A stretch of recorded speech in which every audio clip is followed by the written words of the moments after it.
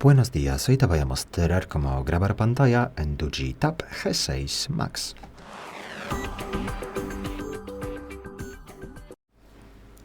Para empezar hay que abrir el centro de control y desde el centro de control hay que pulsar la opción de grabar pantalla. Si no te aparece este icono aquí, al pulsar este bolígrafo pequeñito aquí, puedes editar el centro de control y añadir esta opción al centro. Luego pulsamos grabar pantalla, configuramos una aplicación o esta pantalla, vamos a grabar toda la pantalla.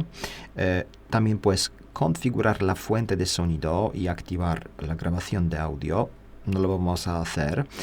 También puedes grabar toques en pantalla. Luego pulsamos grabar pantalla, esperamos 3 segundos y ya está.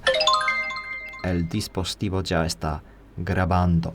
Desde aquí puedes detener la grabación y ya está.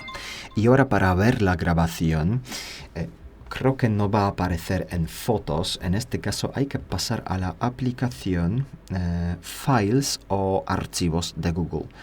No fotos, Drive, tampoco Files. En este caso se llama Files, en español sería archivos, algo así. Bueno, entonces Files y luego pasamos a permitir vídeos y la grabación se encuentra en esta carpeta, está aquí. Muchas gracias por ver el vídeo, te invito a comentario abajo, suscribirte al canal. Hasta luego.